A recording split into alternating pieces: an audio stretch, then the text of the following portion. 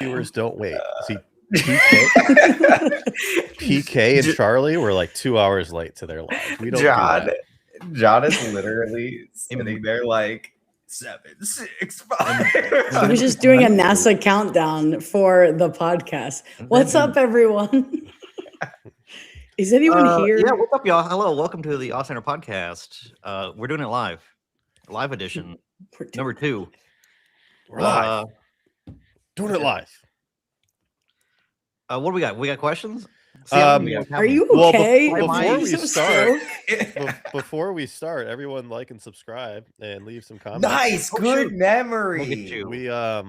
We're just gonna kind of chit chat today. So throw your questions in the chat there. We also have some chat, and we're gonna give out beef jerky flavor. So if you'd like a beef jerky flavor, put it in the chat, and I'll randomly assign ones during the live stream. One random viewer is gonna get a customized. Is gonna get a beef jerky flavor. All right, I've been thinking about your guys. Guarantee that. And to be clear, we're not sending you beef jerky. You're just going to get a flavor. Correct. You're just getting what flavor you would be. Wow, I thought he was One Piece rich, so we could afford some beef jerky. No. Okay. You think I'm giving my jerky away? You are crazy. Don't touch his jerky, folks. For those who don't know, Sean is starting his own beef jerky flavor company. Yeah, I wish I was. All right. This is weird. Mason. You're gonna hate this one. Okay, I love that. We'll see. All good things start with that. You're original. I like it. You know what? Okay. I'm okay with that. Yeah, original that's a safe recipe. one. It's a safe original recipe, baby. It was a toss-up between that and teriyaki, but I couldn't really think of a good reason you were teriyaki. So I think a little salty. He's a little salty. So, but John, you are sweet and hot. Okay, I feel like that's a good one. It's a good flavor. I don't know if you ever had it. It's like you bite into it and it's a little hot, but then it gets a little sweet, and it's like, this is odd, but it's nice. So I am odd but nice. Thank you. Yes, and Thrifty, yours was the most obvious. Peppered. Okay. Oh yeah. It's the one that sometimes you just start choking. Whoa.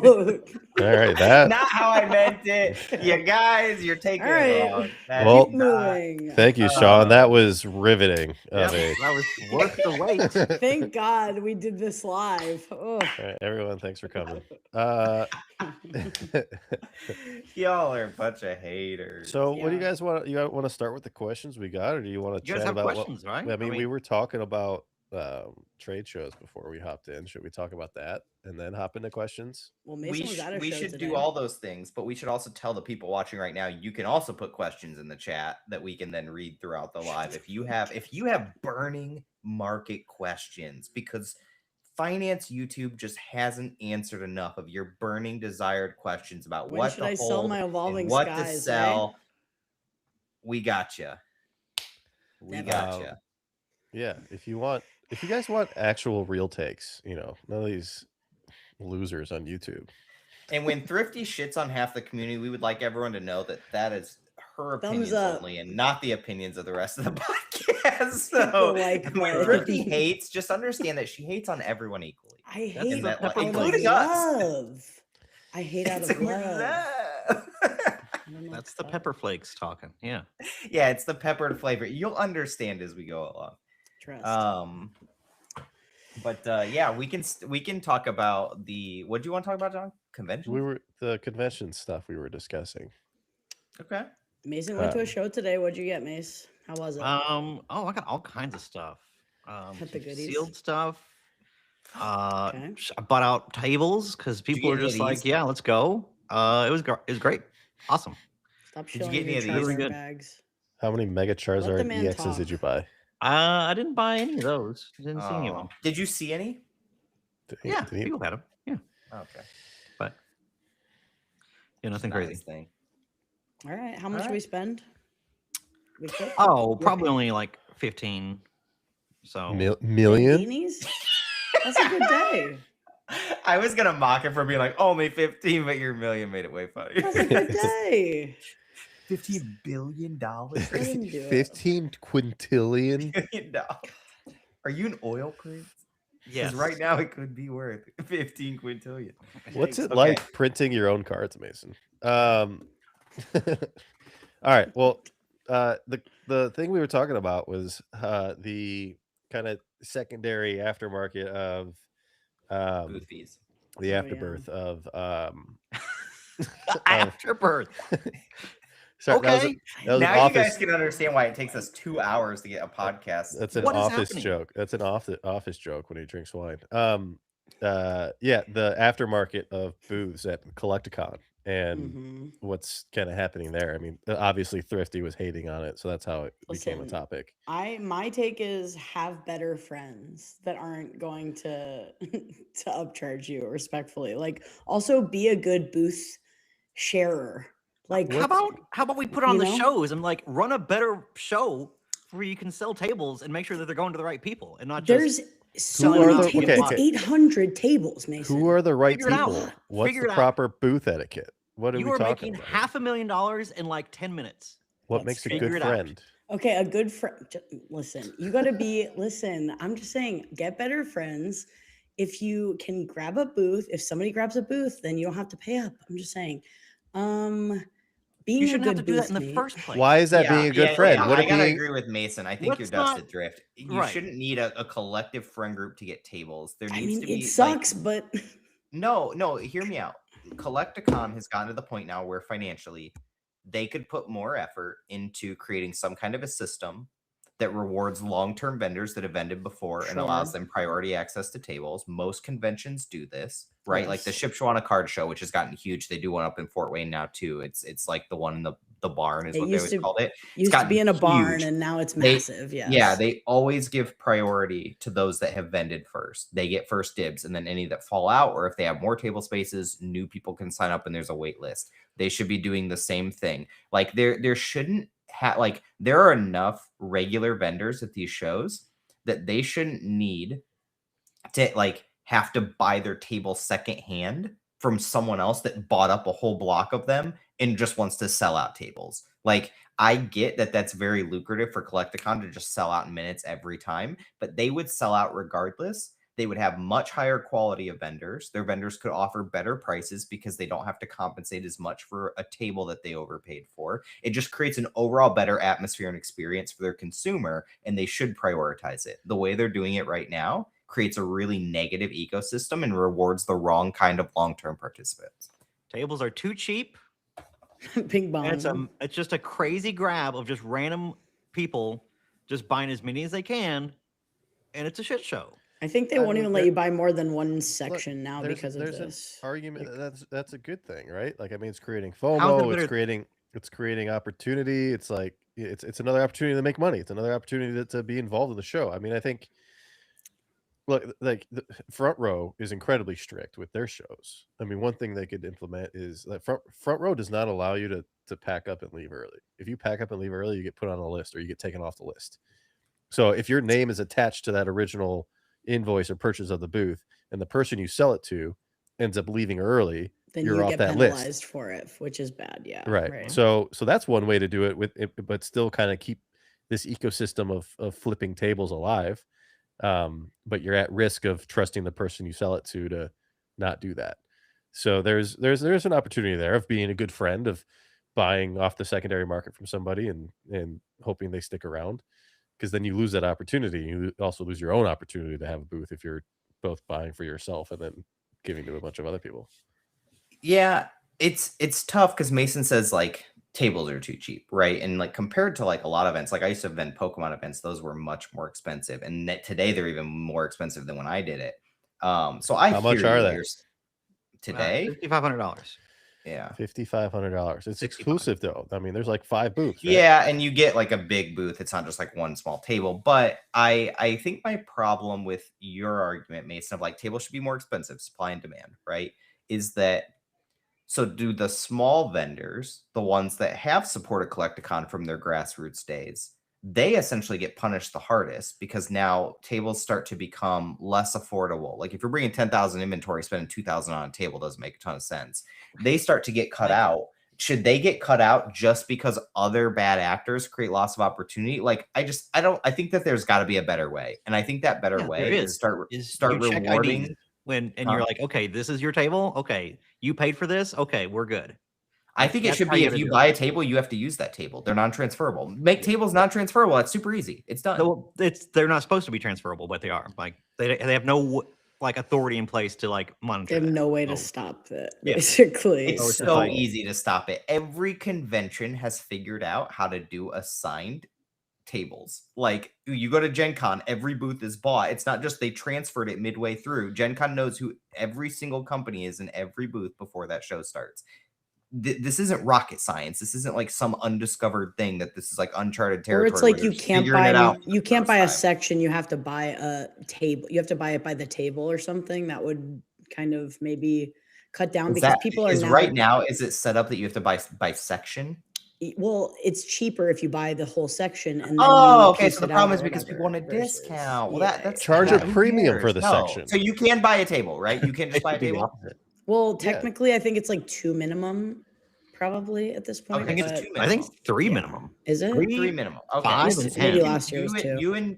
So I would argue if it's 3 minimum and you buy them, you either need to use the 3 or you need to already have 2 people that you're going in with to use them. But the person buying them needs to be a participant in those tables. That's usually how it is. That's usually how it is at this current time. Like that's what I've seen for the most part. That's step 1. But buying out like full booths and then upselling the tables elsewhere, they can end that by just saying you can't do it. Like literally you can't do it. And then the only ones that can do it are people that are gonna like under the table do it. But the problem with there would be you run the risk of like you just get hung with a table. Like we're in hot market right now, but like what happens when like the market cools? You keep doing that, like you're gonna get hung with a booth by yourself. And like that can occur. And so I don't know. Just take that table and put a Roku sifter on it, and that's the buying table. I don't like the idea of like strats. Well, let's raise the cost and just now small vendors get priced out like that. I don't love that. I don't think that. I like the idea of charging a premium on a whole section. You want a section and be in the front? There's a huge premium. Well, there is also. But yeah, I mean, it's like these guys have to. I thought it was random. No, I mean, no, not for the front, like three rows or something. They're also like, in order to get that, I think they have to lock in X number of Collecticons too. They have like the yearly guys that have to buy. Well, so they can track that. They can track those people doing it.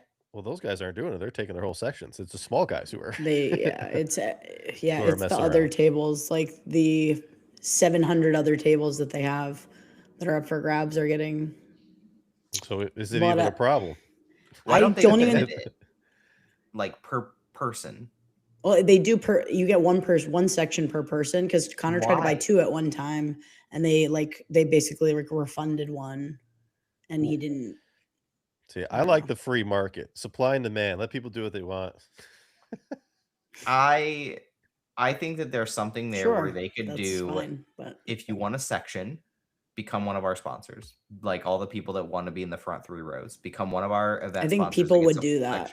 Like, and if you don't want a full section, like, or you don't want to become a sponsor, 2 tables. You can buy up to 2 tables, or be like, hey, really cut down on the like, how about, hey, you want to do 10 shows with us this year? Okay, you get priority. If you want to do 5 shows this year, you get next priority. After that, like, I don't know, like. And that's how a lot of the places do it. That like, if you are willing to do repeat shows over and over with us, you get put on a list and we ask you first and you get first dibs at it. And then we go, and like, that would have solved this problem because a lot of the people that would get punished by price raises or like being cut out by a lot, like you have to buy a full section or whatever, are the people that have supported Collecticon from when it was really small. And it was a ton of just backpack vendors showing up and buying a table and like, putting their wares out, their binders out and doing their thing. And like, now they're the ones that like essentially get hosed unless they're willing to pay up. Right. And I like, if they would have had this system from the start, those people would just be getting rewarded for their long-term participation, which as the hobby has shown us, you should get rewarded for your long-term participation. And so I get rewarded from my distributor. I got cut. Well, that's well, sometimes that does suck. Especially because you got a brick and mortar and then kind of got hosed for it. But I think the moral is there are things that could be done and that should be looked at. Now I have never vended a Collecticon. I've been to them. I enjoyed them. but I have never vended one. But the healthier they can make the ecosystem for the vendors that want to be there, not the table flippers, but the vendors that want to be there.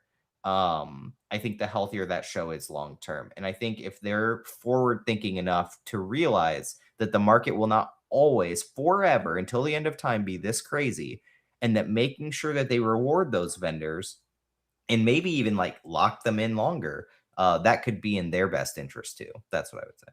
Yeah, I just think it's really dumb. Like 2 months beforehand, I have to hop on a website and fight with everybody else when I want to have like, I wanted to do 10 shows this year. You know, like I wanted to do a Sure. circuit of them.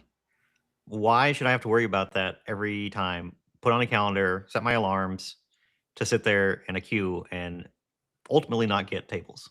It's just Well, really as a dumb. business, it's hard to plan too, right? Like you can't plan out your shows, and you can't plan when you're going to have extra staff needs. You can't plan I these things bought unless you my win the lottery. hotels at Chicago, and I don't have tables.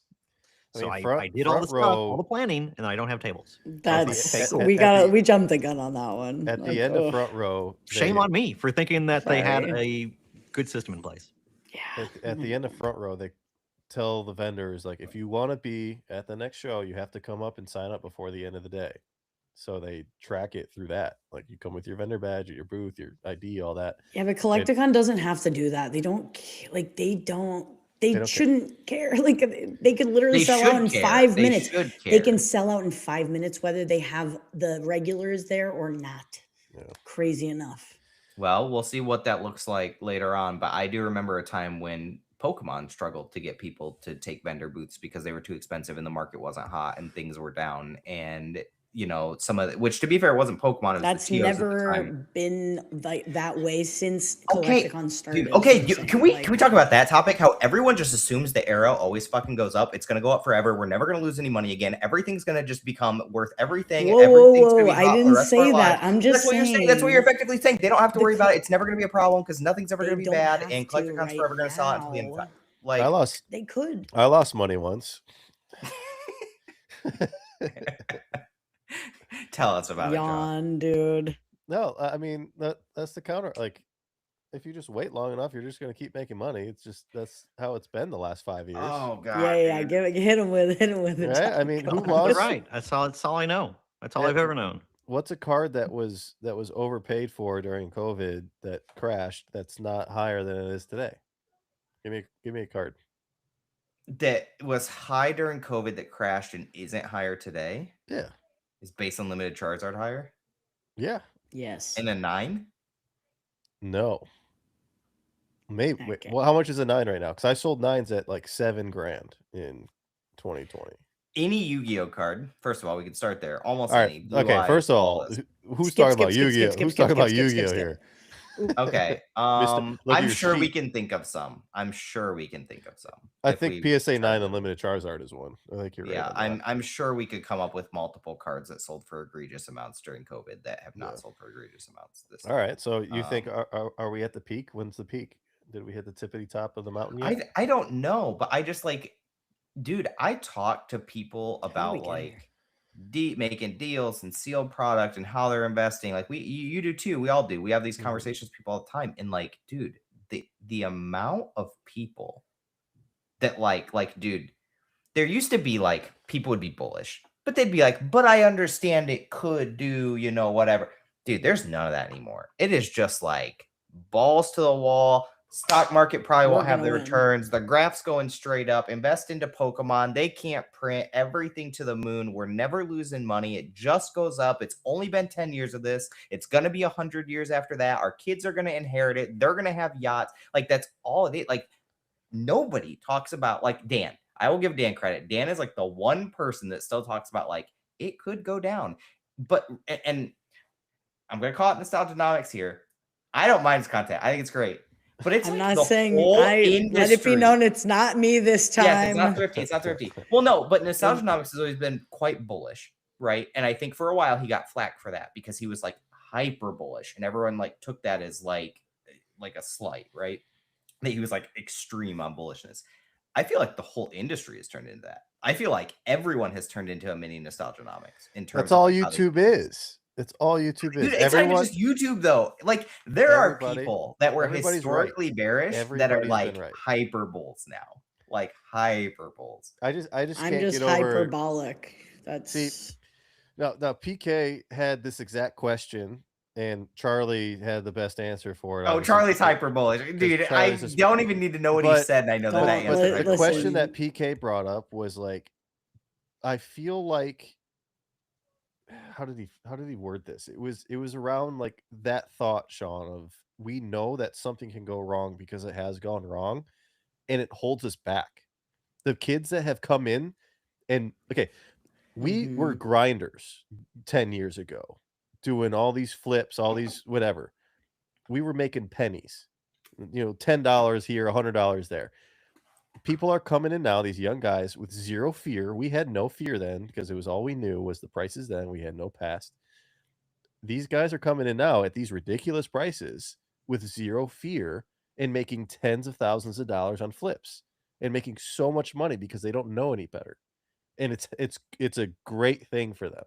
And they're Until crushing they it. don't. But I'm just saying, with the skill set and the ability that we know we have, I mean, I think we're just tired and old at this point. Bro, we that we're shouldn't not- be scared because we could make money when there was no money to be made. exactly, technically, you but- know what I but mean? there's I that agree. I fear. understand what he's saying, but like, I still hate buying things. And Charlie's response was like, "Yes, we are not making the amount of money we could because of that fear." He said, "I've got friends who are not making as much money as these new guys now because they are scared. That's why he's Damn, you should have investing." just said my name out loud. Seriously, yeah. It was I felt attacked. But he's like, he's investing in those people, in those young kids in some way, some capacity. Sure. Yeah. And look, I'm not saying people should not be investing or buying stuff or trying to make money, right? I'm saying that the logic that like this can't go down, that we are just in a market that is like Pokemon is the thing. It's always gonna be the thing. It's like line goes up, doesn't matter. We retrace 3 years later, we'll boom again. Like there's that mentality of like, even if it drops, doesn't matter because eventually it'll go back up further. Like on some things, yes, that will probably inevitably be the case.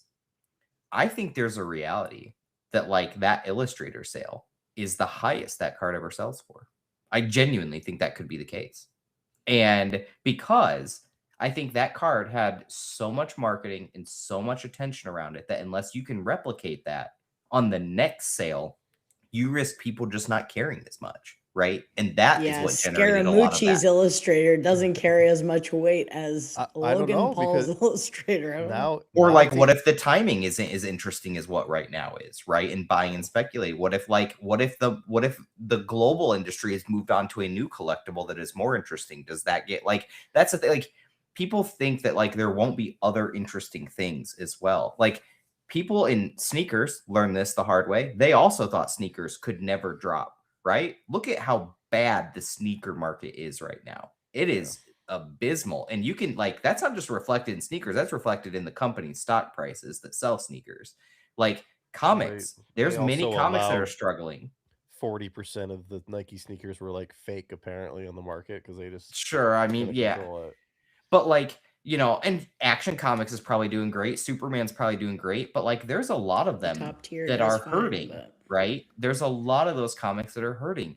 And I think the people that are really going to get burnt are the people, and we see this every time, right? We saw it in 2016, we saw it during COVID, we saw it, you know, we see it every time, is the people that buy stuff and kind of put fundamentals to the side because they get caught up in like, oh, all this went up, so this next thing has to go up, right? Like what I always think about are like the people that are buying, and I've told you this before, John, the people that are buying like $2,000-$3,000 cards of like games that I just can't fathom anyone's going to care about it in like 10 years. Like, is someone going to care about the random Union Arena super special awesome card that's $2,000 in 15 years if that game's not still going? And like the game that this reminds me of is Force of Will. Force of Will was super hot out the gate. They made some critical mistakes as a company, but by all merits, they should have been in the big three, like right now. Like they had the world as their oyster. But even after that game started to take a dive, Ubers were really expensive. There were people that like during COVID were buying out Force of Will cards, and like some of those started to run up. Like all the Ubers got bought out. Nobody cares about any of that now. Most people probably don't even know what I'm talking about now. The argument to that is Union Arena is using kind of long-standing or potential long-standing IP. So Sure. it's Does anyone care? Weiss does that all the time. Does it? Weiss is on the Weiss is on the up. Weiss is Oh, on the because up. we've already went through Yu-Gi-Oh and Pokemon I've and manga and everything. At video games are on the up and up too. Apparently, like I mean, there's still private deals I Reminds hear me of about with those Narcissus. black label Weiss cards being crazy, but I don't know. I don't think any of those you are don't near what see they it were during publicly. COVID, No, but probably not. we can call Nate and Alex and they could probably tell us. But I don't know, dude. It just like that terrifies me. Because like in every market right now, people are like a little nervous, right? Market overall has dropped like 7% in the last 4 weeks. We're in a war right now. Oil's skyrocketing. Like there's long-term ramifications. But in Pokemon, you would think that we were in the golden age, that everything is the cushiest it has ever been. Like you said about the marketing side, like the value is being associated with the marketing. That illustrator, there was an article of like, this is a $200 million marketing. It's a $200 million card now because of the marketing value that it brought. So the value is expanding on this stuff based on the current state of collectibles being so hot and new. And it just reminds me of video games, man. Like, and I'm not saying Pokemon. Like, I don't want to like, because somewhere Charlie's like, groaning. Like, you know what else reminds me of video games is your mangas, dude. That's we can talk about manga in a second. But because like I wouldn't even necessarily disagree with you in some regards, but video games specifically have had some that have still done quite well post-COVID. Mario Bros, first print Zeldas from NES, etc. But like Super Mario Bros. 64, the one that sold for 1.5 million, the rally copy. That game will probably never see that price ever again, ever. At least not in our lifetime. I would be shocked if it did. And like, there's a reality that a lot of this stuff could go through that same thing, but people are like, they're acting like it's not even an option. Like when you and I invest, like John the other day, I bought a bunch of prismatic bundles, and because I told you I thought they're going to go up. But what was the first question I asked after I said that? I said, man, but what's my downside risk here? And you're like probably 55, right? And like there's 72 65. Right now, or 50, whatever you said. Yeah. and then I did the math of like, okay, so I could lose this amount. I feel like people aren't even doing that side of it anymore. It's just, where can it go? That's it. It doesn't. You could only lose 100% of your money, but you can make 10,000. Yeah, okay. It's you're gambling. A leveraged options trader, right? That's my excuse every time I sit down on the blackjack table. Yeah. I don't know, guys. Real quick, I just noticed Kai said if you talk about manga, I'm reporting this. What, Mason? I just keep hearing everywhere that like we're early, guys. We're in early. We're way early. Oh, that narrative. I feel jaded and old. I don't feel early at all. I feel that narrative's everywhere. It's interesting because so there is an argument for that, right? We are like the first generation full cycle Pokemon. We had it as kids. We are now adults starting to have our kids. Like we're the first full cycle Pokemon people that had it as like the nostalgic generation. The argument would be we're early because every younger generation below us is going to have that same degree of attachment, right? That all the kids that love Gen 3 that are eventually going to get to our age and start having kids and come into their wealth and come like mid to late 30s, early 40s, right? That then when they hit that cycle and then they're like the Gen 4 kids, the Gen 5 like 10 like more all booms that. to live through. I'm like tired, that's the argument, right? What? I think I wonder though, will all of those kids have that level of nostalgia for it? I definitely don't think the Fortnite generation's going to, because the Fortnite Minecraft generation, that was not their primary game. Go outside and talk to the kids and ask them. Go to a game store and talk to them. Ask these kids. These kids are out there just as hard and into it as. And that I believe, right? And that's a bullish case. Look, I think that the early comment is regarded to this high-end investing side. Pokemon is the largest IP in the world. No one's early on that. Every kid knows what Pokemon is. but everybody that has money that wants to invest it in some vehicle, there are still so many people out there that don't realize that there's a $1 million card, a $15 million card. So we're early, I think, in the sense of these ultra high net worth individuals who have nothing to do but spend money on stuff understand that this is another investment vehicle. My money guy asked me about booster boxes the other day, and I said, it's- "Stop this shit! I'm Yeah, out, dude. My I'm so locksmith out." came in and talked about Pokemon to me the other day. And Well, guys, that it's that'll so happen. But like entrenched. God, We're kill so me. far down the like.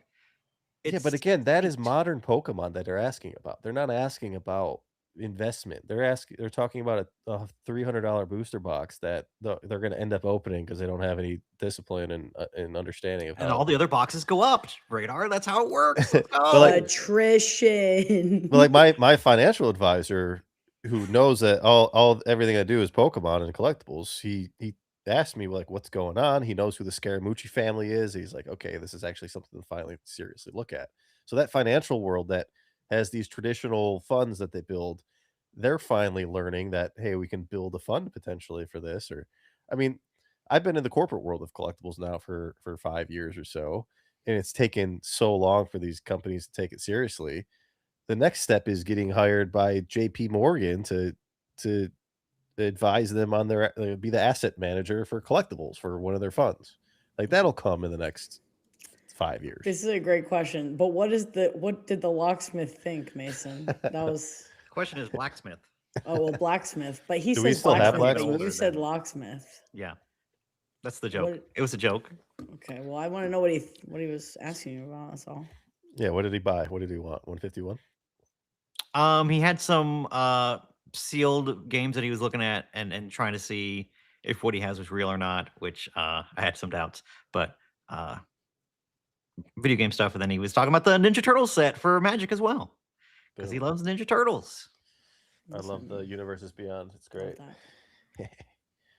Okay, let me see it. Okay. Teenage Mutant Ninja. Okay.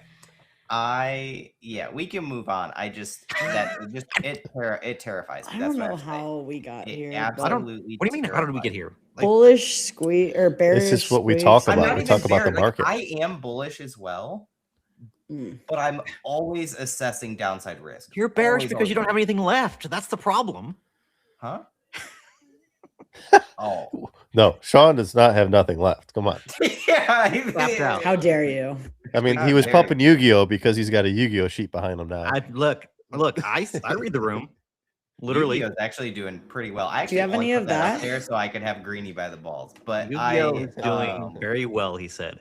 He Yu-Gi-Oh! I don't Okay. know that it's doing well, but that new set's doing really well. The one with the serialized cards, and then the Yeah. rival one just came who has a out. box of that we could Want to rip it now? I saw was it Ruxin just pulled one of the serialized yeah. Did he really? He got Starlight or Stardust For- Dragon, Starlight Dragon. For one of those. himself, or was it like a whatnot stream? No, So he was, Yu-Gi-Oh's next, is what you're saying. I thought he it was was a Rux Yu-Gi-Oh is break or battling something. rhyme. Yeah, they were Nice. having like a box break or battle or something. All right. But Yu-Gi-Oh! Invest in Yu-Gi-Oh! Everybody. It's next. hey, okay. 69% of It's votes next. said that we are early to the hobby, and 77% of votes said that us old timers are too bearish because we are scared of the inevitable downturn. Now, I'm just gonna I leave you with just seen it the all. Warren Buffett of when That's in others are here. greedy, get fearful, and when others That's are in fearful, there. get greedy. I want to comment on this because somebody said that already in this. Oh, really? this Did they? chat. Ooh, Yep. let's call that. Let's bring them up. I gotta Who's find it. I gotta find Okay, it. relax. You're Yeah. No, look, because I've got someone on my side. We need to get that. We need to So promote my- them. My question, or my response to that statement, if I can find this thing, there it is. Stephen Kassoon.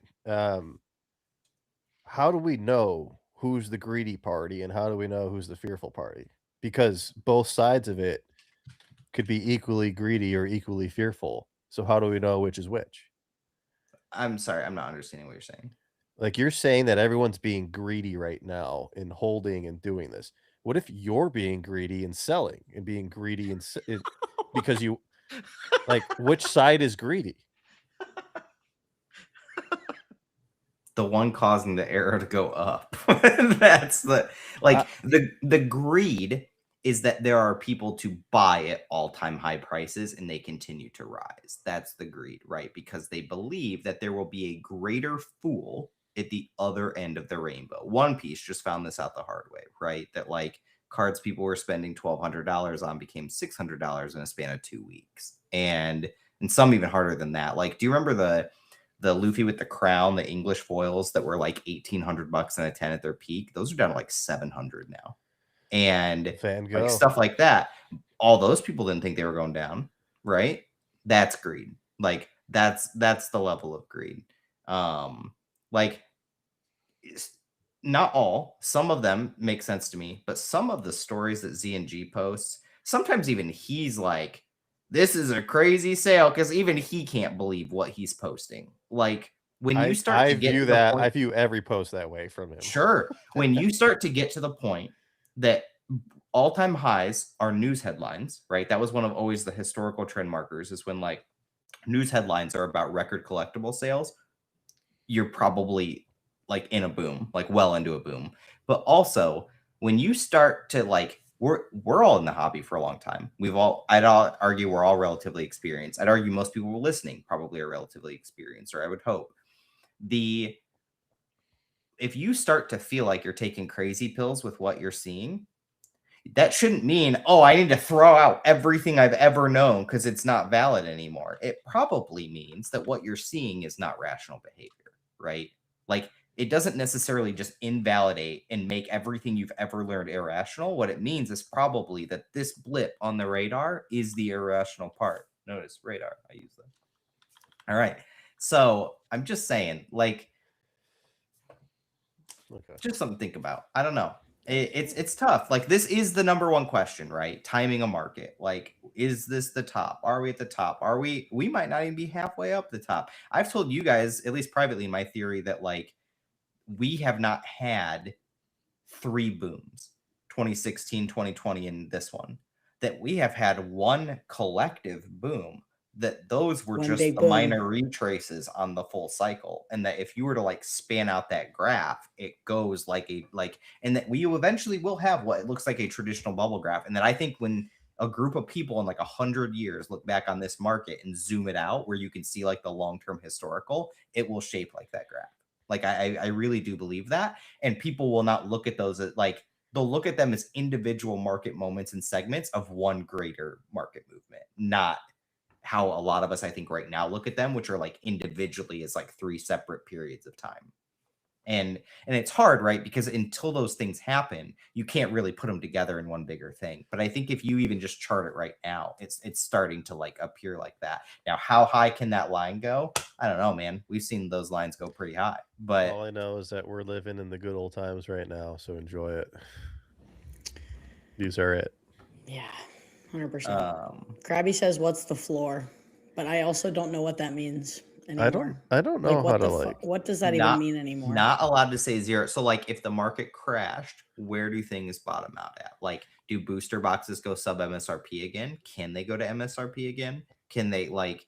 Could we ever have $80 boxes again? Sub distributor cost boxes, like. Ooh. You know, like things like that. I think that's what he's asking. I don't think so. I not realistically. And I absolutely think we can go back to, if they're, $60. What was the cheapest? $60 boxes for battle styles or something? I think we can. I think we can hit that, no problem. You pump out enough supply. Come on. I think it will happen in the next 10 years, that we will have a set. I hope to see my friend and shake his hand, down. Like, my hypothesis right now is that print facility is going to get opened in some capacity for Pokemon, and that everything printed before that point is probably going to be fine, because I don't think they're going to retroactively go back and print a lot of these sets. I think they'll just forward focus, because they don't want to do retroactive damage to the hobby. While I understand why they had to do Roaring Skies for Shaman and things like that, I think there were other ways to handle that. And I actually do think that was like probably a mistake in the history of the hobby. But I think everything after that point, I think will be in aggressive danger. And I think some of those early sets that very well could get pumped out heavily from like around the time that's complete, and we won't know when that is, but when it happens, we'll know. I think those dive, and I think some of the sets prior to that are going to crater with it because people are going to be fearful of that, and I think there will be opportunity in those. But I think after that, it's going to start a new trend forward. And but like we are in a really weird era right now, like globally. If we want to acknowledge it, trading cards have a gambling element to them. Prediction markets are gambling. Gambling is on every sports stream, every sports cast, every internet broadcast, advertisements. You can, even your stock apps now promote options trading, promote leverage, promote all these different things. Gambling is an epidemic in society. I don't know that this hobby declines until the ramifications of all of that start to come to a head. As long as gambling is being promoted in society, I genuinely think the hobby's probably going to be fine. Like literally, I think it's more correlated to that than it is Gambling, grit numbers or anything else. The lack of regulation around what you can do as this being an investment. And we're already seeing Singapore is regulating trading cards. Like I don't know that we're ever going to see a regulation to the level of like Pokemon's being regulated or like Wizards is being regulated, but I absolutely think we could see regulation to the level of like repacks and things like that. And like what secondhand consumers could do. But I don't know. But it worries me how much gambling has become like pervasive throughout society. But I do think that directly contributes to like a normalization that gambling is normal and it's fine and it's a part of everyday life and part of our culture of American society. And so this is a completely normal behavior and activity, when like the reality is gambling is a vice. It has historically always been a vice, and in moderation is fine, as most vices are, but should not be a cornerstone of like your life, right? And I think it's becoming that way for a lot of people. And so yeah, anyways, that's my thoughts on it. I think that they tie together in some capacity. Where that lands, who knows? But yeah, the perfect storm of the boom. Well, there will also boys, be when people are trying to analyze Pokemon like it's stocks and crypto, bull bear cycles. Soon people will start looking at candlesticks and moving averages. I think they already are. I really do. I'm pretty sure they're already there. Yeah, I definitely think that there are people that are 100% doing that for certain cards and certain sealed products and things like that, without a doubt. So should we start answering questions from the chat? Yeah, we absolutely can. We can scroll back through chat. We've got some on social media as well. We had some questions. Riverside makes it a little difficult here, but I'm trying. Bro, my I best. can't like get back to like it keeps like every time someone comments something, it goes back to the bottom. First question. Hopefully it stays on the screen long enough here. What is something y'all strongly disagree on in the Pokemon investing space? So what do we disagree on in like just YouTuber world, or I guess investment in general? Well, I just said that I don't think that we're going to get to that point in a long, long time. And you guys do, that we'll get back to like sub MSRP booster boxes. Like, what's a long, long time to you? Because I said 10 years. Yeah, 10. That feels long. At least that's longer 10. than 10. That's longer than most people have been in the hobby. Yeah, I would say 10. Maybe then, are we agreeing then? I'm not sure. 10? I mean, it will happen within 10. Yeah, absolutely. That's three generations. That's 3 booms. That's 3 more booms. If this boom lasted for 10 more years, dude, the amount of people are going to be so unfathomably wealthy. Like, yes. Yes.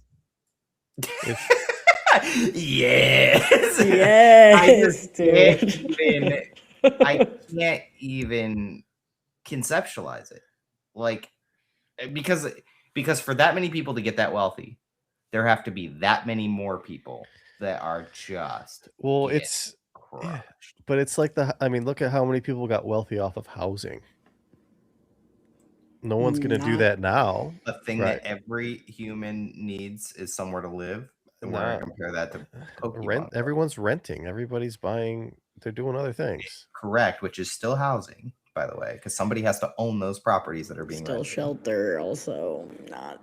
I guess that's fair. Cards. Yeah, it's a necessity. These are not. Although a lot of people do act like they are necessities in their lives. That is a real thing. Mason, what do you disagree with in the investing world? I still think grading is the biggest scam that we could possibly have devised to put our cardboard cute animals in plastic. I think that is really dumb. Wow. That's a hot take. Yeah, without, He's I just mean, mad without it, his cards not- got sixes. I mean that's like a core part of a collectible being a collectible is the Legitimized, authentication and the authentication and the grade and I mean, it grade is grade taking maybe not so something that much, is a but- hobby and turning it into some sort of investment. But isn't it the best thing ever that you can do your hobby as a business and support your life? It I mean, depends. you run Grading two, cards you does run not two have to stores. play a role in that. Okay, that's I was fair. I already think there's a doing lot of people that have a lot of hobbies that don't need that aspect. So, like, I'll give you an example. There's a ton of people in the Fire Emblem Cypher. It's another TCG Discord. Most of those people don't even participate with Cypher anymore. They just like play the video games and collect the merch, like the keychains and stuff, and talk to each other about the characters they like and make memes and stuff. They're like, unless you already own old stuff, like old boxes and stuff, there's no money really to be made in Cypher anymore, right? And like for them, it's all still a hobby. Like they love it. And so like I don't think so. I think for a certain personality type, being able to make your hobby your job is very alluring. I think for a lot of people, that's a downside when people can start to do that because it makes your hobby more expensive, makes it less accessible, makes it less fun. For a lot of people, when their hobby becomes their job, it's not their hobby anymore and they don't enjoy it. I think agree. you are the type that enjoys it and I- likes that aspect. I do to some extent, but I also I don't really have, I mean, my hobby, I guess now is golf, but I barely golf now because all I do is work. So I don't really even have a hobby anymore. This used to be the hobby. I think the hobby part of this is the opportunity to hang out with you guys. Like, Sure. like that's the fun That's part. true. That's what it is now. It feels like more for us is like the connections, not the cards. Yeah, that's the fun part. I don't particularly enjoy the working part of the cards. Like it's Oh, cool man, that I do. I'm yeah, but you're so analytical. Yeah, and so, okay, like, but in also the how weeds much of do you hate numbers and- unpacking the mail? Question. Yeah, but that's because it's a completely different thing. There's a lot of I pieces still of love that. dealing with cards every day. Yeah, I mean, I enjoy looking at it, having it. I have a irrational collector mentality still. Like, I am nowhere near optimized in this business as I should be because I still enjoy it. Oh, that should be my take. What? That collecting is a mental illness.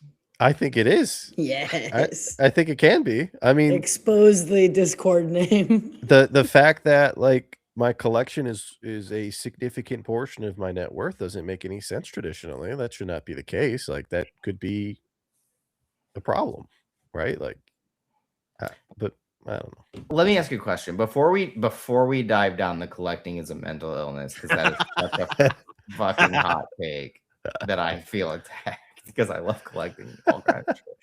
I want to ask. Let's take the average participant that's been in the hobby for at least a year. Okay, so I would say that's probably 70% of the people here have done it for at least 1 Mystery year. bag consumers, yes. Keep going. Just 70%. What percentage of those hobbyists, or not of the hobbyists, what percentage of their net worth do you think is in collectibles? Any collectible. Doesn't just have to be Pokemon cards, but like if they have $100,000 to their name through their house, their car, everything, that like what percentage of that 100K net worth is collectible? From what I see in the collector app and all these stories, I feel like it's too high. I feel like it's 20%. I was gonna say 25%. But is that too high anymore? Man, like I think it's I think it's so much higher. I think Really? dude, I'm scared. I would never want to find out. It would terrify me. But I would venture to guess that the average person in this hobby, 70+% of their net worth is in cardboard. Well, I guess I do see a lot of a lot of people that do buy this stuff are probably severely in debt, and they do this to buy it and feel better, and it's a nostalgic, happy feeling. So then, Student loans, we just Yeah. before we were on this call for a completely different reason, we were looking up like median household income. We were looking up average household income, like comparing the numbers and like doing it by age brackets and stuff. Think about how big people's collections are on average. If those numbers applied to those people, the average person with 40,000 in collectibles means 70-80% of their net worth is in collectibles. That's more than 50% at least of most people's net worth, probably. Then technically, have you? Okay, let's ask. We just said it was like 130. Yeah, let's reframe this to us. That's half. Well, no. Sorry, that's for 35 to 44. For people 39 and younger, which I assume this is because it includes like teenagers and stuff that don't have an income, it was like 39,000 was the average, right? But let me ask you this, because we also know that the demographics that participate in cardboard are not necessarily the same skew as just the average American demographic, because we're talking about America here and the global watches us. Have you guys, and be honest, at any point ever had more than 70% of your net worth in cardboard? Still do. No, that's not true. But yes. I definitely have. No, I Absolutely. don't. 100% have. For the majority of my adult life, my net worth was 90% plus in cardboard. Collectible, same. That's high. It's not anymore. It definitely is not. Yeah. But there, especially when I started the store, and look, it worked out, and it's a shame that I'm like negative about this now, but I got lucky. Exactly. We got lucky. Because at any hit, other time in history, we necessarily don't, and we just set ourselves back 10 years. Like we hit that article, that image you see all the time of Pokemon is 5,000%, S&P is whatever. We got lucky and hit that part. I don't think it's going to do that percent gain ever again. I agree. I mean, so like we got lucky with timing. So sell it all now. Oops. That's not what he's saying though, right? Like, but that's how people take it. They take it to an extreme. That's not what he's saying. So I bet on this. No, that's what I'm saying. Irrationally, had 90% of my net worth in Pokemon for 5, 6, 7 years. Everyone, my family, everyone said I was crazy, and you are. But I have since taken gains, and it is now probably 30%, maybe a little more. Yeah, mine's still higher than that, but I've been actively working on like rebalancing it. Like I would say net worth wise, I think I know the number. It's like 54% is in collectibles right now across the board. That's actually to date. That's actually he did that earlier today. You know? Yeah, it's like 54.13% or something. But okay. I got the numbers. But like that's also partially like it's my job. Right, it's my business, so it's a little different. Yeah. Like I can't not have anything, or it doesn't work. If I quit my job, it would double, or probably. Sure, and like one of the things to note is like those percent numbers also are very different depending on the level of income you have. Right, 50% of your net worth being in collectibles if you have $20,000 to your name is very different than 50% of your net worth in collectibles if you have $1 million to your name, and so I think that's like something people should take under consideration too. But there was absolutely times in my life, first 5 years of the store probably, where 90% of what I have was in collectibles, if not more, like easily. Because I was a firm believer of like reinvest back into the business. Like the only way the business is going to grow and reinvest back into it. And you can argue that someone who owns Ace Hardware, 90% of their net worth might be in tools because they own. Sure.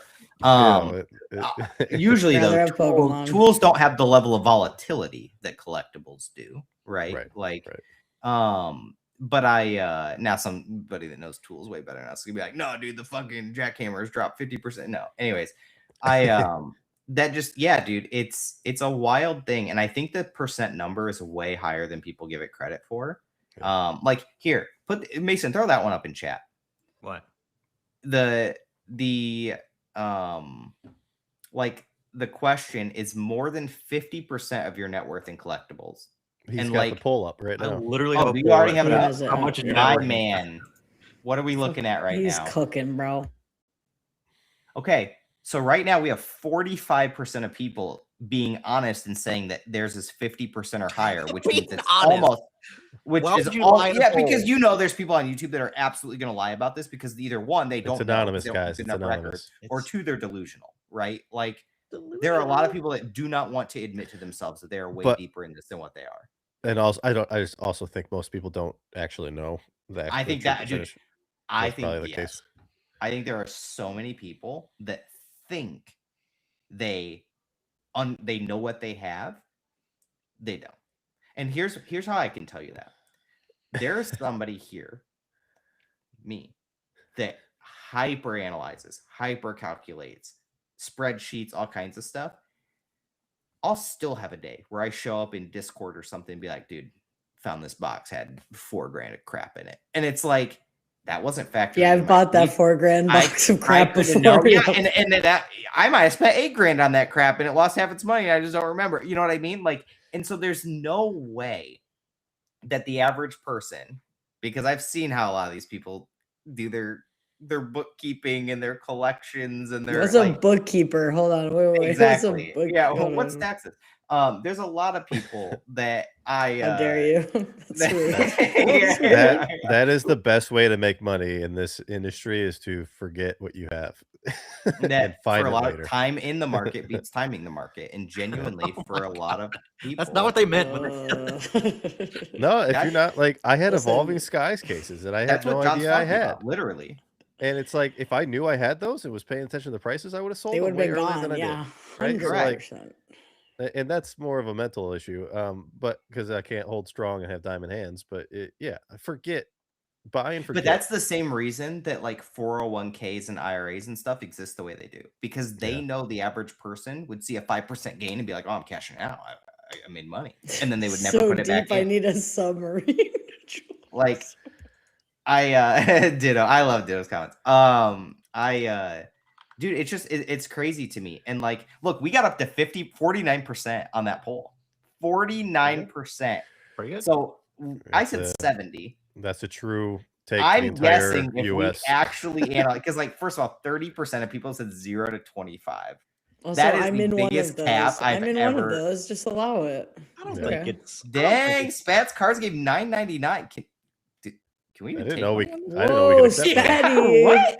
Listen, Spat's got that eBay Live money. He can. Hey, I he'll take appreciate that. Spat. We Let's didn't even go, know we could Spat. take money. We don't Thanks, even know how to redeem Spat, that. that's It's our. basically Dan. Basically, Yeah, paying us, I'll- really. It's like Wow, Wow, how Spat, thanks dare for you. the tax burden of having to figure out how to deal with that $9.99. Now we gotta go No, figure that it's shit a out. donation. It's taxed differently. Oh, That's It's a that's tip. It's a tip. Aren't those free now now? we're mad at Tips are Spat not, for tipping. taxed That's anymore. Let's dark. go. I am not Look, mad. It was clearly a joke Sean, because we're also Spat works very for much Dan, in the right? red. We're very much in Yes. the red, so we're not. There's no tax. That is true. Do you even- Spat oh, works yeah, for we're so Dan. dead. Dan's the tag. Dan and I talk about taxes more than probably anything else in the hobby. So you can have him help you with this one.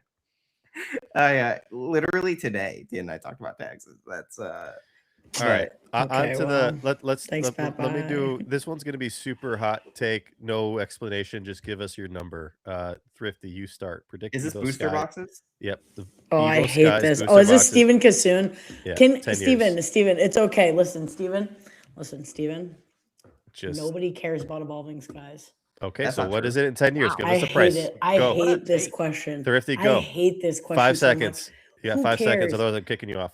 Fucking 5 bands. 5,000 in 10 years. Okay, double. Sean. 10 years. I hate Evolving it. Skies. What's Team Up at right now? 10 grand, maybe. 12. Mason? 12,000. $30,000. 30. 12,000. You think 30? $30,000. Yes. Someone shoot me, please. I'm gonna- Oh god. I'm Team gonna up go- boxes are like 15 right now. Like it's In insane. 10 Oh, I years? asked Team Up and he said 9. I- If Team Up's 15, I'd Yeah. go probably like 18. But Okay, I'm gonna go right in line with Team Up. 15K. I think people underestimate the cultural, historical significance of that one set. Like that set will still, I don't care what comes out between now and then, because of that set, the era that came out in, and the way people talk about it, and Moonbryon specifically as a card, that set will be in contention for the greatest set of all time. Up like even to that point, people will No still god talk about it packs. that way. No god packs. The same way they talk about EX Deoxys, the same way they talk about Legendary Collection, which by the way, historically I people hate didn't like. this. The same way, like it will keep being talked about that way. I think Team Up, while it will lose to Evolving Skies, is also will be in that conversation because of Lovebirds and the cultural relevance that Alex and Deep Pocket Monster have given it. Like Fair. I think people really underestimate how much social media I like like Nate. Nate says influences how 1800 in people 10 perceive a years. set. Yes. Like the only difference between Prismatic and Evolving Skies is that social media presence and like perception, because And the you could depth of argue hits, way better that hits. Prismatic is just as good, if not better, of a set for an Evolution fan. It's Prismatic. Because yeah. you can get all of them. It's got God packs, etc. Yeah. But the Evolving Skies significance, but behind like the fact that like it had all that social media hype, it had the crazy run up, it had Evolving the Skies boombox cycle, has like better arts of all the evolutions. that's It all subjective. has All it of also that's has subjective, dude. Rayquaza, Dragonite, and Those are others. the only two that matter. None of the Those other are the cards only two, matter. yeah. And so, would you argue that most people would choose Rayquaza and Dragonite, or choose all the other evolutions they can't get in the box? Because in Evolving Skies, for the alt arts, you can't get any of the Gen 1ers. You can't get Espeon. Oh. Like, You yeah, can't because get a they're in god- the and you box. can't get a god pack.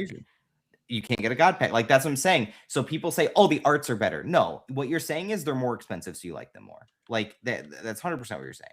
And the only one I would argue that you could make that case for is Umbreon. And that's, again, because people like Moonbryon, the significance. It got its own name. It got a unique name. Which, to be fair, so the other one. It got Sunbreon, but only because the first one existed. But yeah, I think people underestimate that in collecting when things start to like get their own names and their own stigmas and their own lore and history, like beyond just the card, right? First Ed Charizard. This is the like First Ed Charizard is no more rare out of a box than any of the other holos. In fact, grading wise, Chansey is the hardest, and yet Charizard is king. Why? Because of the narrative, right? It's more desirable. All right, Like, next question. Yeah. Yawn. Yeah. I hate Okay. Evolving Well, Skies. Can we never Evolving Skies again? Thank you. We've got I like If Evolving 151 had a booster box, If what? it'd be I game mean, over. do But the math. It does. It's called the Ultra Premium Collection. And they're already passing Celebration Well, UPCs. it's just 6 booster bundles, right? just That's a tape them booster. yeah, I together. mean, yeah, but the booster Just the tape 'em together. UPC is Okay, we can tape them together. That's fine. So booster box of 151 right now is $1,200. it's about what Kevin you says Prismatic is king, and it started the scalping boom. Kevin, where were you when Hidden Fates was around?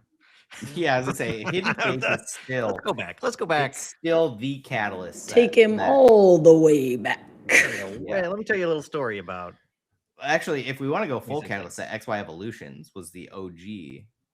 What is Like, this? When that will was the- Ernie return is a great question. that was We don't know who that is. Elati sale. We don't know who that XY is. Evolutions was the first set that you couldn't just re-up at distributors as soon as you wanted to. You actually had to wait like 2 weeks. What was? XY Evolutions.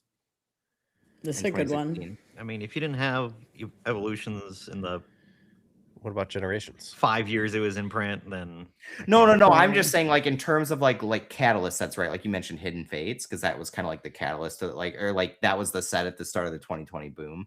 But XY Evolutions was a 2016 boom. Like that was the first one that like back then you could just call a distributor and order more product. Like they always had it.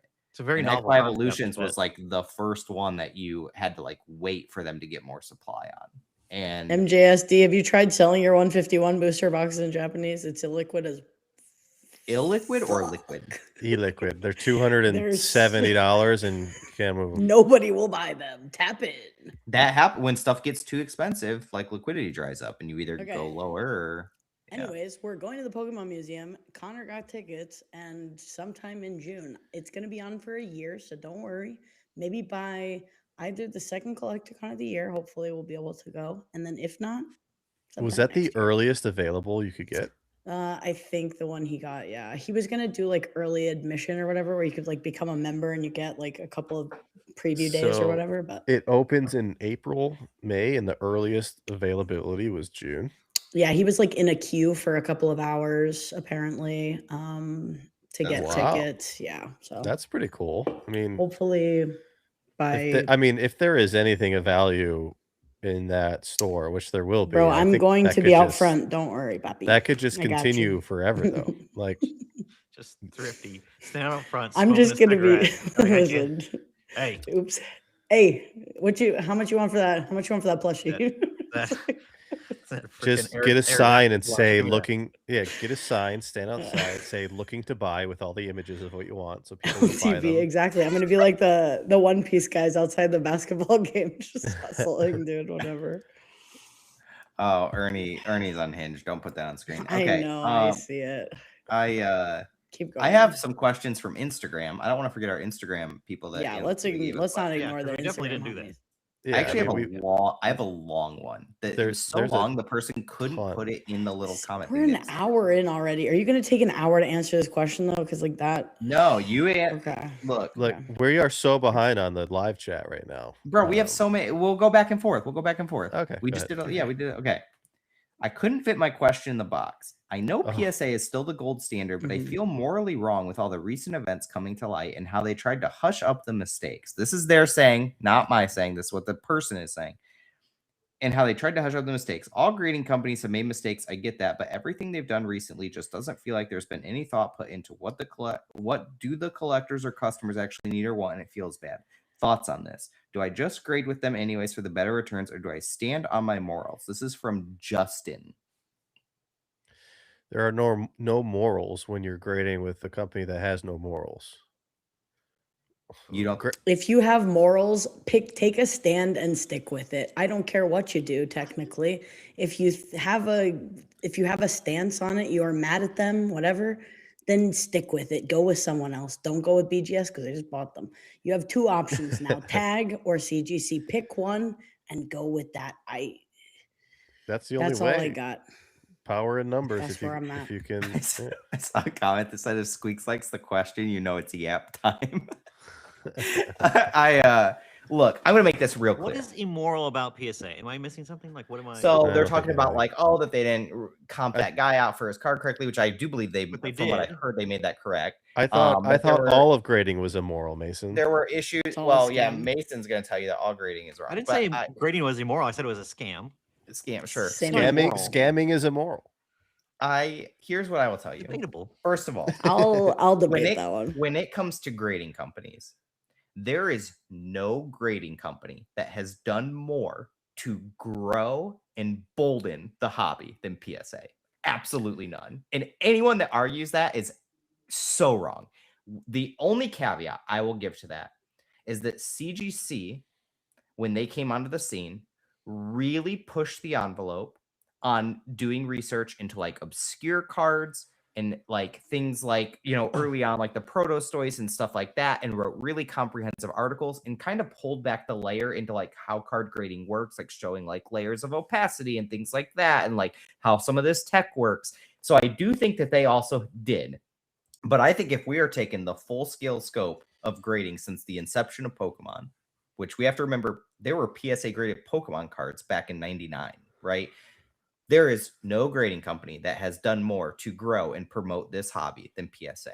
So to take a 3-week blip is like the most sensationalized. I'm living only on what I see in my blinders right now and giving no regard to the rest of the hobby. Now, if you want to talk morality in the hobby, I think you are injecting a personal emotion into something that does not have emotion. I think this is what John was trying to say by a company having no morals. I don't think he meant that PSA is immoral. I think he was saying like a company is like a thing that does not have a soul like the people do, but the company is just a company, right? That like you're trying to inject like this like morality on grading trading cards. Like that's a personal problem. You got to deal with that. Yeah, you got to deal with that yourself. Yeah. And like if you don't like the actions of a company, you can choose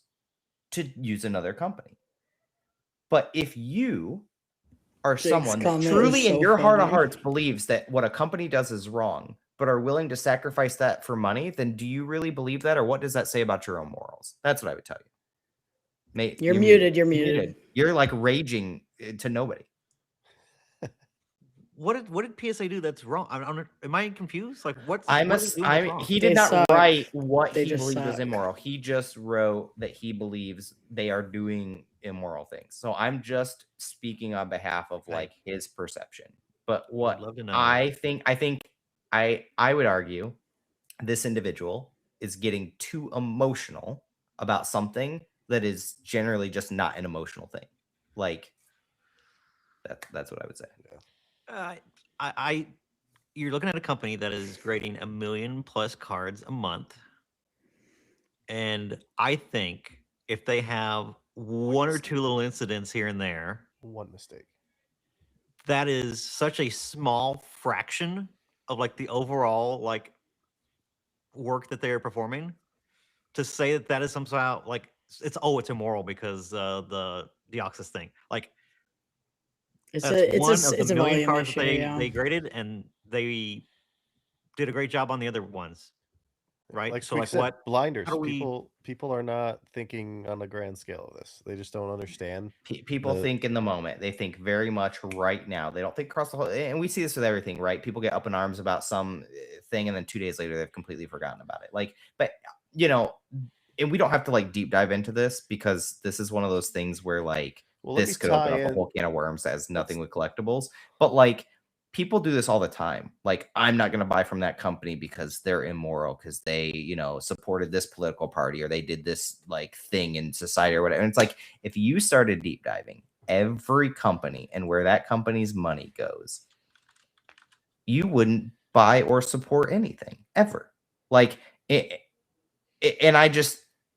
to me, this just feels sensational. Okay, that's a stupid poll. Take that poll. That's such a dumb poll. It's PSA immoral. That is a brain dead poll. Maybe we're missing something here. If you vote, thinks of what PSA is either moral or immoral.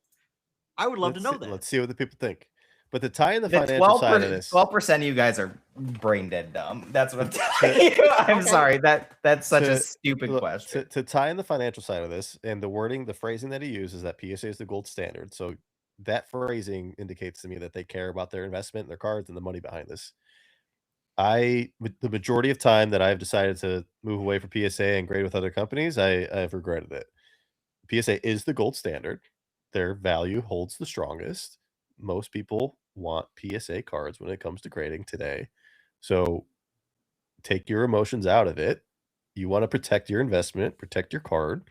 PSA is the right move to continue using for today. I mean, that could all change. So yeah, that just to wrap that up, and because the way that he phrased that, if clearly, you feel like you need a conviction to like a hill to die on, just go somewhere else. Then I guess it doesn't. Either way, the train's gonna keep it rolling. Yep. You know what I'm saying?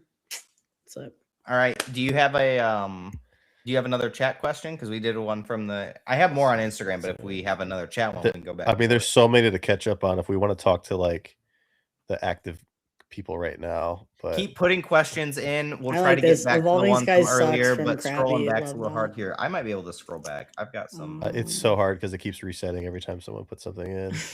Mine doesn't. I'm just here. I got one. I got one.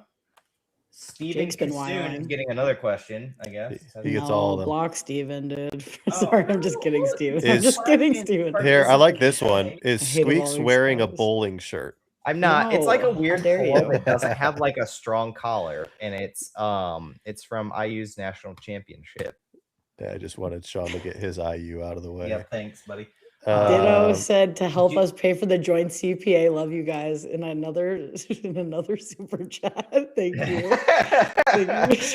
Thrifty needs it. Don't worry, you're gonna need a lot more super chats. The joint CPA, right? Why must you do this to me? Sorry. Here we go. Let's talk about this. This ties into all the booms, right? Pokemon has released a major video game or something game along all the booms, right?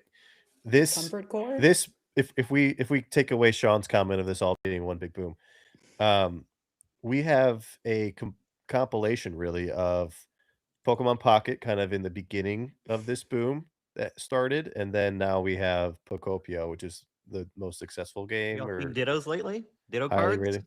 Are those Ditto Peel cards to the moon They're yet? double, baby. Okay.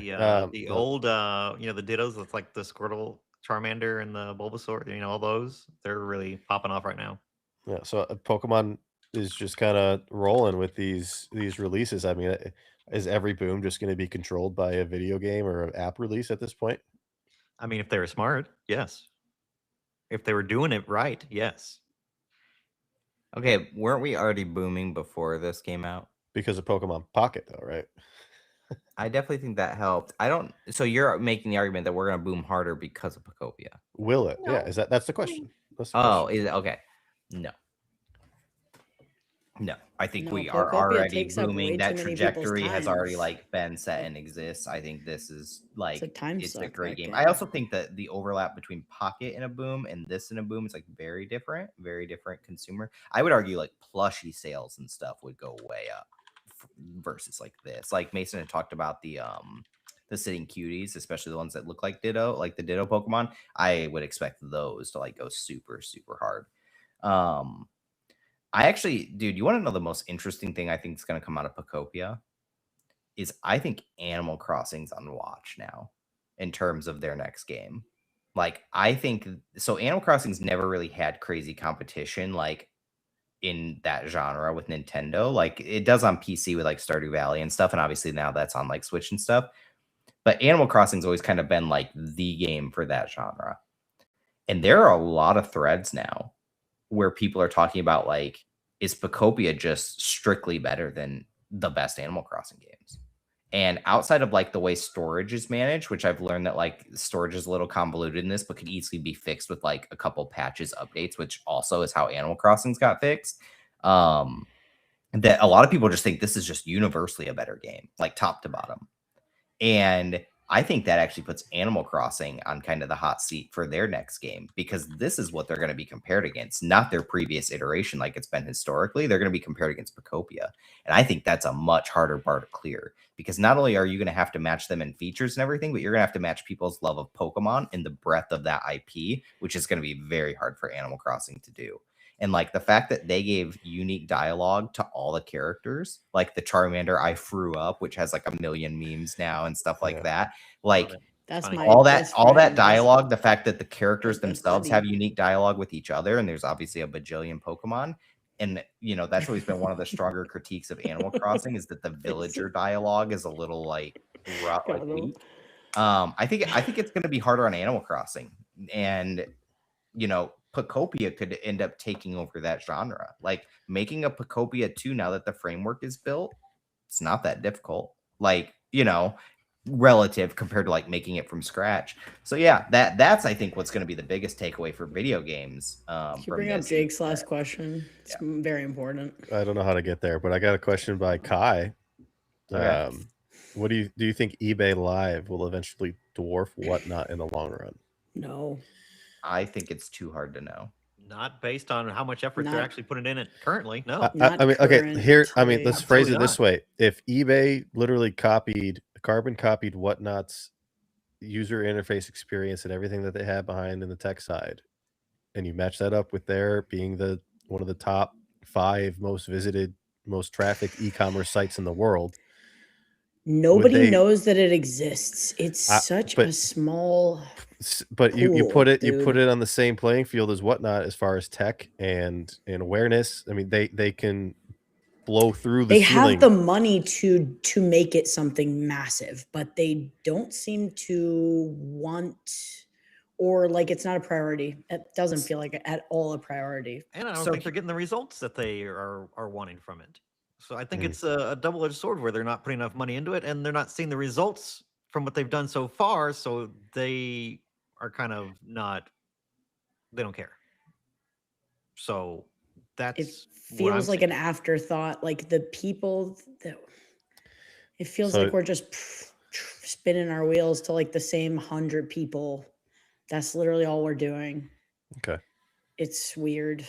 I I don't don't know think how it'll it gets ever bigger. dwarf. I think it could get bigger. I don't Like think we it'll have ever to get dwarf. bigger for that to get bigger. Like everyone that does it has to get bigger in like social media presence and like all these other small, like in all these other areas in order to promote it and make it something continually viable in the long run, in my opinion. So Mason brought up a really interesting point, right? That they might not be seeing the results that they want yet.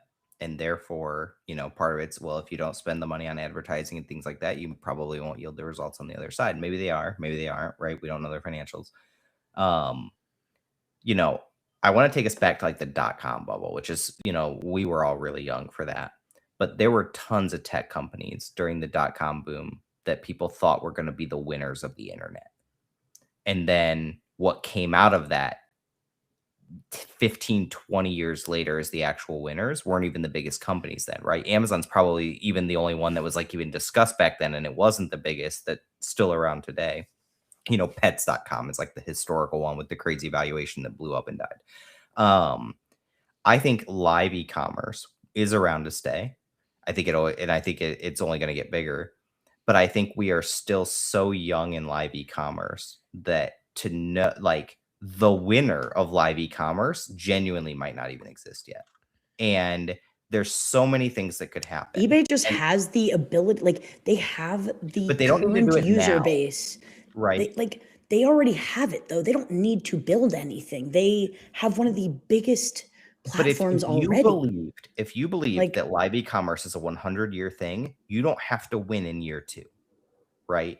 Like, for example, But if they take too long, could they die because they don't adapt fast enough? eBay die? I don't know. eBay is still the largest. Like, No, there's eBay a lot Live of things compared that eBay to- can do that. There's that a lot of the is largest not that don't conducive exist to live. anymore. But let me give you an example of something that could happen. I'm not saying this will happen, but hypothetically, there's 2 paths that are really easy to like do a hypothetical on for how Whatnot could lose, right? Regulation, because there are a lot of like things that are done in streams that are probably should not be allowed, right? But let's do an easier one.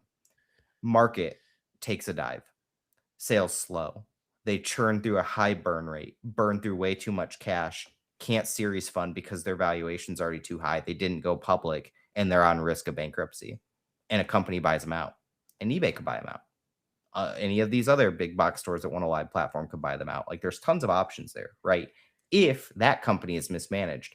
We saw tons of companies that in the .com bubble that were the clear winners. They had won the internet that aren't even around today, right? That everyone had deemed they were the winners, clear winners. There was nobody that could compete with them. Not around today, right? Pets.com, dead. PetSmart exists. PetSmart wasn't talked about then, and they are the biggest pet thing. Chewy, the place online that you can order. Chewy's arguably the biggest online store for pets. Chewy didn't even exist till like I 10 still years ago or shop something. in my MTJC But like my point is that like everyone's so definitive. No one can ever be bigger. No one can ever dwarf Whatnot. That is so. Yeah, but here's the thing. That is bubble talk. Like, no one knows what's going to be the biggest in 15 years. Relax. Nobody does. Whatnot is literally, I see it everywhere. It's on every YouTube video I've ever clicked on our non-thing. It's on Paramount Plus I get commercials for it. I don't see anything like that for eBay. Do you not think pets.com was on everything? I agree. Talked about everywhere back then? Okay, I know that. I just don't okay, based on what I have in front of me, the question was something about eBay Live versus Whatnot. It was not like, is the .com. Do you think they could ever, is the question, ever in the history, like in the future progression history of humanity, could they ever pass them? Yeah, take the opposite take of what you're saying and flip it. What if someone came into eBay and did everything that you wanted? Yeah, absolutely. So someone came into eBay to work as the head of eBay Live and does everything that you're complaining about and fixes it. Does it get better? Probably. Yes. Does it dwarf Whatnot? If they matched their infrastructure and went and pumped $100 million into marketing tomorrow. Yeah, it has the potential to. Whatnot is what? More than any other random company. What if they just chop the fee rate in half? So Whatnot would bleed out half their people Whatnot does like 8 to 9 billion a year right now. eBay is doing 80 billion. or something. I think they're like 10x. Probably more. But live is But they're 100% or 95% live versus 95% static. Mm-hmm. Yeah. How do you can't get close? I don't know how they're gonna get close to that. The thing is though, is they have way less sellers. It's closed, blah blah blah. Like They it's also a open it up. much worse They have more platform. It's Yeah. much worse. Today I went on Nick's stream and it They was make the black. It platform was just a better. black screen. They make the platform I was better. like, I think the answer is they don't dwarf them, but they can probably catch up and beat them. they can probably catch up. Yeah, 100%. I think people really. I think You just people really think want to that these- answer this. I can tell Radar just really wants to answer this. I just want to question. get through these questions because it's stressing me out. We have so many. Oh, brother, we're not gonna get them all. We're not. Yes, we We're are. not going to. Just Sorry, just I'm accept that we're a- not gonna hit We them all. I'm a can, perfectionist. we can do it. I like, dude. The Thanks. reality is that like we don't know. No one knows who's gonna win live streaming wars because there is so much money in existence and there are so many big players that could shift the landscape of this. That who knows. For now, I went with eBay Live because Kim K might start It's selling good. on eBay Live and change the whole landscape of everything. Who? She was at a Pokemon card show the other day and bought a Charizard for her son. Why couldn't she hop on an eBay Live with a proper sponsorship and completely change the listen, the appearance fee is too high. Well, listen, it's a high Maybe. I don't appearance know. fee. No, all it takes is one of her kids wants to do it with adult supervision. She has don't to be on know. it. Yep. Like that's my point, right? Like we just don't know. Like we also don't know the financials of I mean eBay, we obviously know a little better because they're a publicly traded company, but like we don't know Whatnot's financials beyond like what you hear in the news headlines about funding rounds. But like is that they're doing funding rounds because they want more investment to like get more strategic partners, or is that hey, we've burnt so much money that we need more money? My guess is not that one. My guess is they've got plenty of money, but they want strategic partners. But you never know. Like there's been tons of companies that did crazy funding rounds and blew all their cash and then couldn't get more money, and that was that. Like we see that all the time. Like what if there's a run on private credit? That's a big thing right now. How much, are they exposed to that? Like, do they have investments? Do they have we don't know. We don't know anything about it, except that right now they are the biggest. That is true. All right, let's get some more. This was also a question on Instagram for me as well. Similar, but same. What is the most underappreciated collectible item in your collections? The question on Instagram was favorite. So you can And kind of favorite. Okay, so give favorite and underappreciated. Let me think. That's a hard one. You have to own cool stuff to. You don't have to own cool stuff to have a favorite. That's true. This Rowlet. It's this Rowlet right there you here. go. That's your favorite? No. That is the least That's cool the thing. closest thing that I have. That's the closest thing in my personal space right now. My Rowlet collection, my Rowlet plushies. My current favorite is my most recent purchase, which would be the Dr. Doom artwork behind me. All right, where does that rank compared to the Disney stuff though? That's your favorite compared to all your Dragon Ball Z cells? It's fresh and new. I've had it for 3 days or 4 days. That's correct. That's exact. Yeah, this is 100. It's like okay. it's like as Dan. long as you're honest, that's all I care about. It's like Dan. He's loved Dragon Ball Z his Honestly, whole I think life. I have He's probably watched 3 Marvel movies in his existence. My most unappreciated one is the cells, but those are coming. It's coming. Collecting is a mental illness. But That's a great book. I love Good. these. It's a good read. That's I love these. okay. I think those I are mean, very. they're We're getting Nice. better. I mean, Those are underappreciated. If you started grading those, I'm gonna. like the manga are doing. Those will go Trust. up. What about you, Mason? They just look like shit in slabs. It's kind of annoying, honestly. Yeah, doesn't everything. I know. yeah, I don't really have anything cool. He's got Again, does it- plushies. I don't have a lot, anyways. I don't have. Well, to rub salt in your wound, Mason. Sorry, Kai. My bad. That you don't have it anymore, but the Nintendo sign. That was cool. Yeah. That was really cool. No, it's your hot dog playmat. Surely. No, it's not. I mean, that's not valued. That's just it's important to me. But No, I think it's the coolest I thing. think when they say collectible item, they're talking about like an item others collect as well. I guess some people bought the hot dog. How mat, dare you? but Yeah, I'm not I sure have. that- all right, I'm not all sure right, that qualifies. all right. Well, Mason has nothing. Is that really your Mason answer? The hot is- dog mat? has That's the nothing. underappreciated collectible item, the hot dog mat. I heard favorite as could be an option as well for this answer. Yeah. Is I'm that sorry? your collectible item though? I don't have collectible things. I don't own collectibles because You do. collecting You have an is a Arcanine mental wearing a hat illness. right back there. I collected the signatures on it. Okay, that's probably closer to fair. I'll give you that one. Okay, wow. He's so pleased with himself that I caved. When really I just wanted out. Dude, I don't know, man. It's hard. I struggle to pick favorites. Maybe that's part of the mental illness, but I like my consoles. Probably my Miyamoto Auto. I think that could probably cover both categories, favorite and underappreciated. I still obviously think sheets are super underappreciated, but have garnered more. I think rare consoles are definitely underappreciated, but I think that's partially just because most people don't know they exist. But I think the Miyamoto Auto is like a pretty big one because of like the historical significance that he has in video games and collectibles as a whole. But I think that's about to get blown up too because that Shikishi on Heritage is going insane. And so I think that is going to be headlines soon. And I think that whole market's going to get rocked. But Thanks to you. no, I haven't even bid on it. That's the problem. I don't know if I'm even going to be able to win it at this point. Like, dude, it's starting to get like crazy high. I mean, So, that Sugimori Misty's like 200. I know. I saw. It's like, isn't it like 400 or something? Is it really? Gosh. All right. Dude, it was like maybe it's like 200. I don't know. Next, I'll look while you're doing that. Next question we got here. In the past 5 years, what do you wish you didn't do, and what did you wish you did do, specifically Pokemon related? Probably wish I would have started streaming earlier. I wish I stuck to streaming. Yeah. If I had stayed at Whatnot and just like put both feet into that pool and never left and sucked it up, I have a lot of Whatnot stock, so that would have been nice. I literally would be at 5 years right now. Would have had it, but again, who knew at that point? So yeah, 200K by the way is what it's at. Okay. Yeah. What did I wish I didn't do? Past 5 years.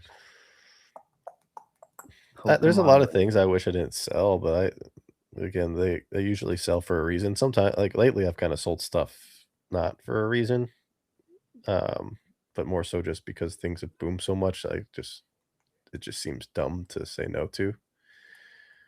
Those ones are tough because it's like you don't need the money right now, but it's also at your 5-year time horizon value that you put in your head. So it's like, why wouldn't I sell this? That's been tough for me lately. I think that's the reason why I hate booms the most. It's because the collector in me, or the passionate side of this, is like, I mean, I always plan on selling pretty much everything, but like I hope to own it for a while and be able to enjoy it. Just makes you feel like irresponsible holding stuff. So at least for me, I feel irresponsible holding like anything over like a couple $1,000s, honestly. Like yeah. Weirdly, but no, I mean, it's safety and all that stuff. Totally agree. All right, next one. What do we got? No regrets from anyone else here? Sorry, who else? Yeah. What you want to be that person and say I've got no regrets? Buy more. That one night when me and Squeaks were on the Southern Hobby website looking at 151 UPCs, and Squeaks was like, "I'm gonna buy them all." I was like, "Hold on, yeah. Let me put in my number," Yeah. and my number was 40 when it should have had an extra 0 at the end of it. Yeah, it should have been 400. Yeah. So, I bought 250 at that time, and then we can tell the story because most people don't know what we're talking about. So, as you guys know, getting product at distributors is like super difficult, and for some reason on UPCs, back in like 2023, I think it was. This is back when they were like sitting on the secondary market, like nobody was buying. Yeah, sitting at Costco. Yeah, and the distributors were all getting massive shipments of them. And I think on the secondary market, like this is when like Costco couldn't sell through theirs, like they were just sitting there. And distributors are like $68 a piece, $70 a piece, something like that. And one night, I just logged in and was going through like to see if they had any other like interesting products available or whatever. And I just saw 151 UPCs, like 2,500 available. And I was like I've never seen a product have 2,500 available. Like, did they just like upload their whole supply quantity? And I told Mason, like, I was like, I'm gonna buy some of these. And I said I should buy them all. But at the time, like, that was a ton of money. I should have bought them all, clearly. And Mason's like, well, let me get my number in. So Mason puts his number in, John buys some. And I ended up buying like, what did I buy? I bought like 500 of them, I think. You had And 500. was I like, bought that's 250. too many. And they, I bought 250 because I remember you bought like, 250. I bought 500. I think it was I'll buy half of what Squeaks buys. That's what I yeah. And so we bought them, and I swear to you, the next morning we woke up, they were all gone, every single one. And after that day, it was like halfway through the next day, all of us like, fuck, we should have bought more. like we knew we had it in our hand, and we just missed it. I didn't realize they were all gone because on PhD you don't see numbers. You don't see what's available or at that time. And I was broke, so I had to break down half of them to sell packs in order to pay for the other half. So I was out 125 or whatever it was. Yeah. And then I bought a house and needed money, so I sold the other 125. Sure. I kept a bunch of promos, but yeah, that was. Yeah, and then I mean, eventually I had just come to terms with like, okay, I'm never getting them at 68 again, but like Costco had theirs, so I went deep into Costco and bought another 500 from there because they sat forever. Then those eventually sold out, and I was like, dang, why didn't I just keep buying those? So like, obviously, I did really well on UPCs. You did well on UPCs. Mason did it as well as he did with the ones he bought. But like, it's one of those like. We had the Mason sold them immediately and made no money. And made like $40. I was trying to not shit on you. I was trying to like bring you up with us, but like Mason made $40 per, and he's like cooking. Still made money. But it was literally one of those things where like it was right there, and we saw it before anybody, and we just didn't go full degen and do the whole thing. And to make it even more painful to like something affordable. The promos were $2 a piece. No, I did the promo. I was also going to say that. Yeah. Yeah, I did the promo. Yeah, but you could have gone deeper probably. Yeah, I did, dude. Yeah, but I was at the point I had like 1,000, and I like there's a threshold where like your liquidity is not going to be able to like. I didn't think that thing was going to go 7. Like, I thought the trajectory was someday it would hit like $50 to $100, but it would be similar to like when Darkrai Umbreon hit $100, and you could sell like one a week. So like. What am I gonna do? Sell 1,000 weeks of Mew promos? Like, well, dude, people were like, I mean, people are just buying as much as they possibly can. It was still liquid at 50. I know, but I didn't think that it was gonna happen that fast. Like, I thought that was gonna take years, not months. So, was this the question you wanted me to put up about? For Jake, or was this a different one? There's Logan... so many. He's just been peppering us with absolute I feel like we're catching up a little bit here. Is Logan Paul the best thing to ever happen to the value of our Pokemon card collections? I think so. Yeah. Hard to say no. Definitely hasn't hurt. Every time Logan Paul comes back in, my Charizards go up. So this might be questionable to a lot of viewers here, and I'm sorry if it triggers anybody, but I think if we're talking about people, Donald Trump is the best thing to ever happen to my value of Pokemon collection. And I'm sorry if that triggers anybody, but like that. We're just gonna move on. There's no way we can win discussing that. I also to wrap this around, like, I don't think he just happened to be the president at the time. It could have been any president at these times possibly, but yeah, it just happens to correlate. I think it's not really. It's just like bad things happen, and when bad things happen, people go for comfort. And like see, now you have MAGA spam in the fucking chat. Sorry, everybody. Sorry. Okay. Let me get this. I've got an Instagram one. This one can be a fast, like bullet, yes or no. Okay. Was buying Pokemon Day Pikachu's a bad idea? I have nearly 80, says somebody. It's the one that comes in the promo box. It's reprinted like 1,000,000 times. Just a yes or no. Don't give them any explanation. What's the price point? No, it's They didn't fine. write that. It's Just fine. yes or No. no. Does anyone know what it is today? Oh, I don't know. $5, Any $10. any price, it's fine. Let's say Assume $5. whatever today's market is. Yes, I- you think it was a good buy because it's going to go up. No, you think it's a bad buy. It's going to go Stamp Pikachu. Yes. I would buy fine. 80, sure. down. Okay, John likes it. I think it's probably fine. I don't think it's going to be your highest ROI card. Mason, you got a thought? It's just fine. I think it's fine. Ooh, here's one, Mason, that you'll like. Same person, so I'm going to ask it. I'm trying to get other people's questions, but I do want to ask this one because this is like a Mason question. Oh shit. Okay. As a Mason business, question. at what point is the Roka sifter value added? The sifter, like the newest machine. Mhm. The $800 one. Because you got to think, for some people, like if they're only doing like 10K a year in sales, $800 is a large percentage, right? So like, Sure. Yeah. what threshold does that machine start to become a value add to their business, you think? Yeah, I mean, with any machine, it's important to look at not where you are currently, but where you want to get to. So, like, are you able to use that to grow your business to make it worthwhile? Is really what it comes down to, which means, are you wanting to put in the effort to do so? So, it's not like a number of like, hey, you need X amount of cards for it to make sense. It's like, okay, are you going to do more shows? Are you going to buy more collections? Are you going to do, you want to list more on TCG Player? Or do you want to do eBay or other places or anywhere else? It's all that stuff is super important to know before you invest in anything, right? Like, I speak very highly of these IKEA shelves that I have, right? It's not for everybody. Not everybody needs them. They're fine. But if you want to grow your business and you want to level up in that particular way, absolutely. I think $800 is a fantastic price point. $25 a month. If you're not making that on TCG Player, like, I probably can't help you anyways. But if you don't have that to spare a month, then that's pretty much tells you what you need to know right there. So yeah. Always look at tools and things that you're buying, not where you are now, but where it could take you Sure. down the road. Anyone have anything to add to that? Or we're going to let Mason keep that one? Mason's kind of the Roka guy. the at this Roka point. guy. I know a little bit. Yeah. I had some thoughts, but then I was like, you know what, it's fine. Look, I got some questions here from Whoopie Boy.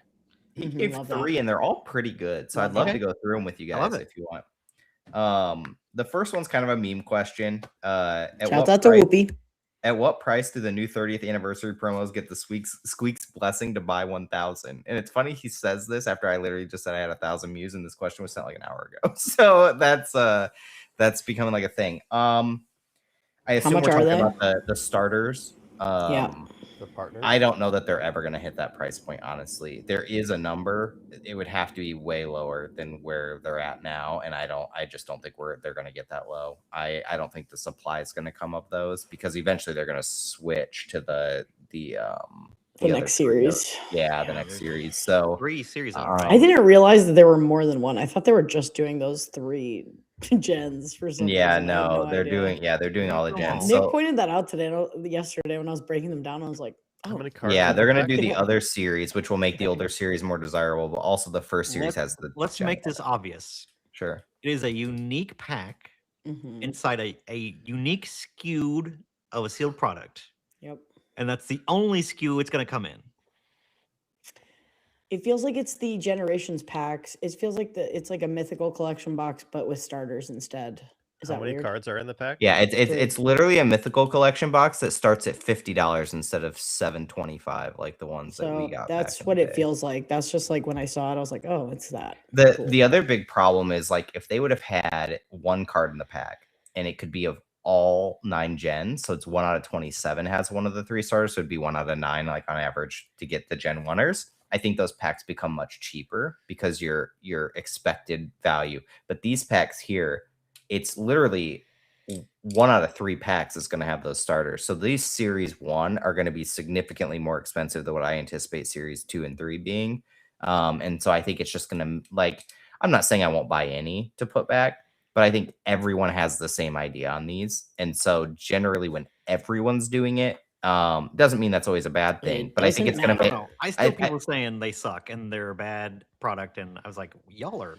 that's They're an just trying to insane- change the narrative so they can buy Crazy more of them. take. Yeah, I also think I think hate maybe these people cards. feel. I think people maybe feel it's a bad product at like $55 or whatever they are because you're getting 2 packs plus that pack. That doesn't feel as great when your promos come out. I feel like those $13 packs a are piece. gonna be such a Yeah. like such a buy for like Will those forever. promos ever be basically. below $15 a piece?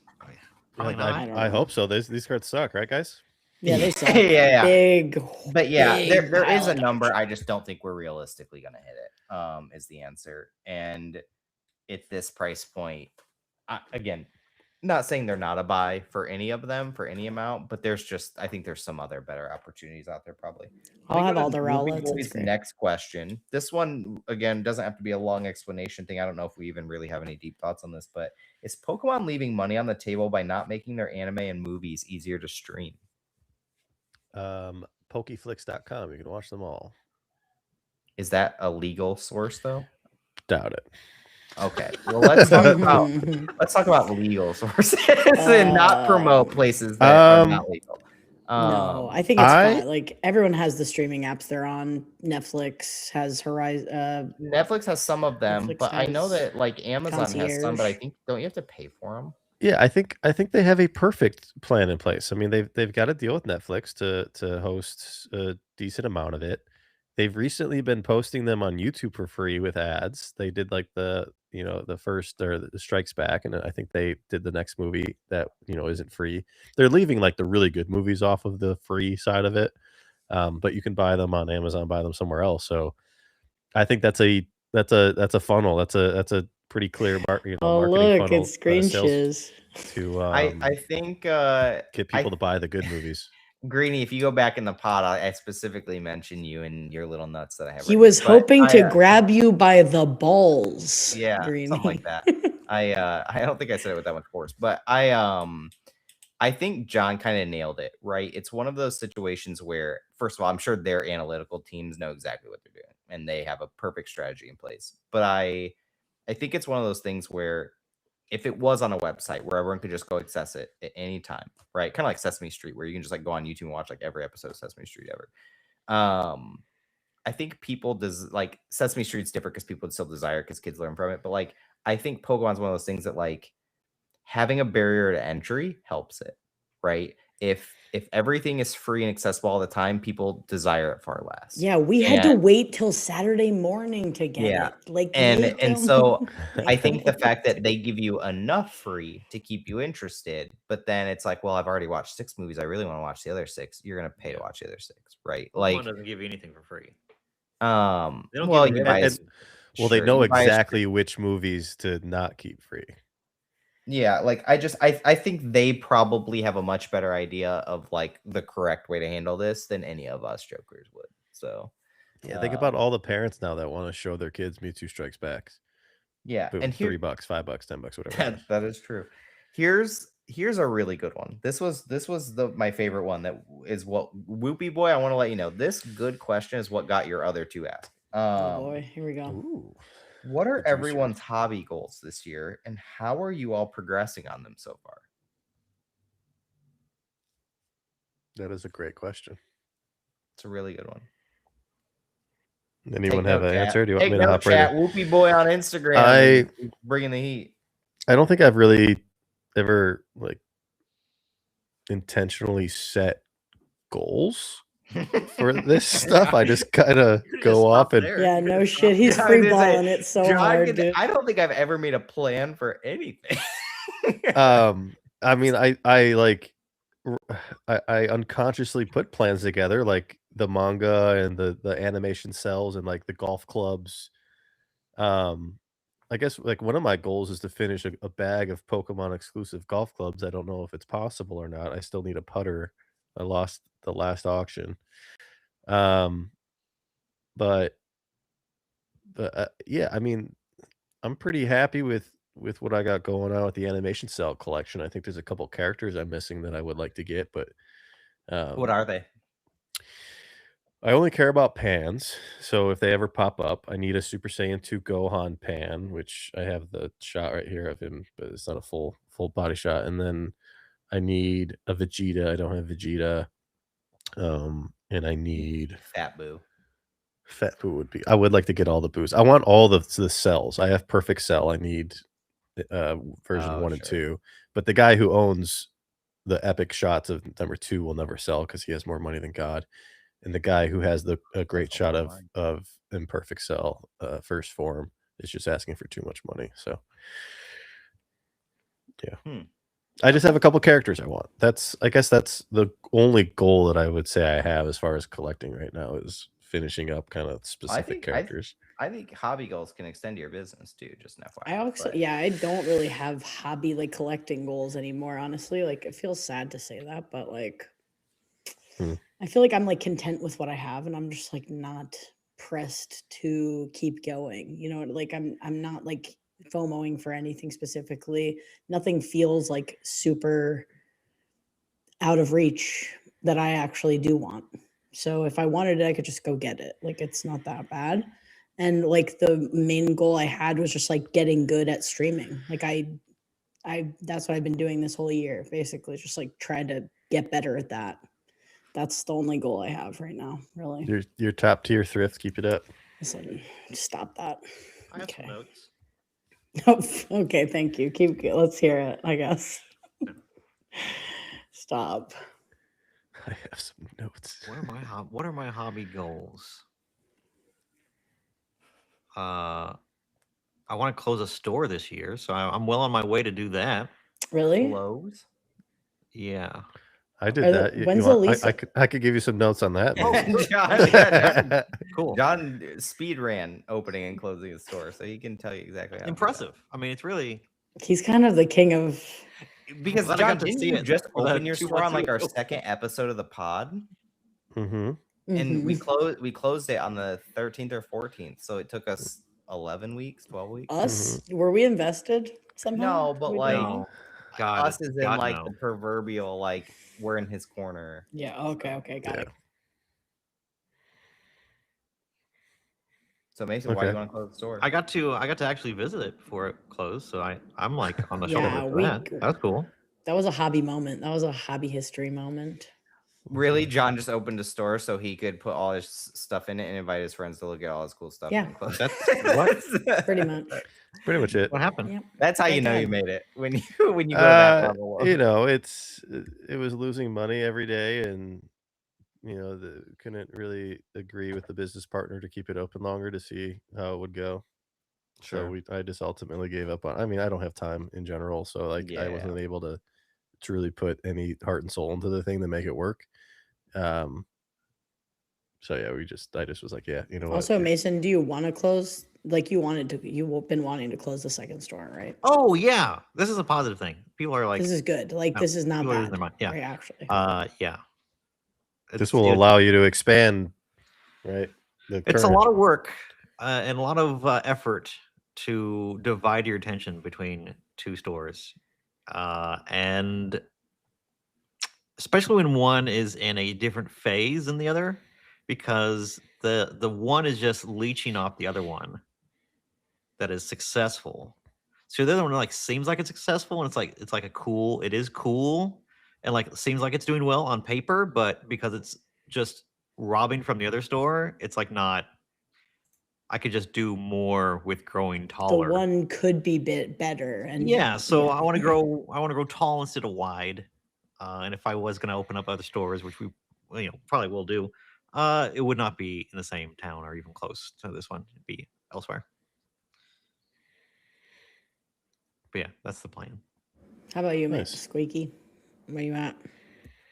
Yeah, so I have, I've got a couple I'm probably not ready to talk about yet, just because like I haven't fully fleshed it out myself. Like there's an idea up there rumbling, but it hasn't like fully came to fruition. I think. Okay, next. I think you need to buy new pants. Yeah, I know. bro. I got a big old hole in my knee here. I think I've just had these for so long. I like them. They feel good, but I think for this year for the store, I don't know that I really have a goal. Like, I just want to keep doing what I've been doing. Like, I feel like being retired, late 2024. Okay, shut up, dude. You guys are these jokes. Cool.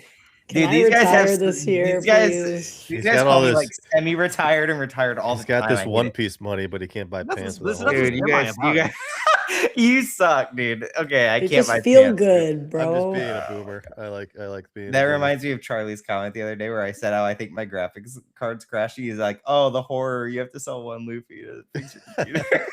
Like, But anyways, I feel like late in 24, everything just came together for me in terms of like my understanding of not just like everything I've always done with like speculating in the store and investing and all that, but like how to really make that function as a business, how to make that function into my personal life and fuel my personal life, all of that into like a way that they all fuel each other and not like fight against each other. And so that made 2025 my best year by far. And I think just leaning more into that, just keep doing that, just more and bigger and better into 26 and not really rewriting that formula.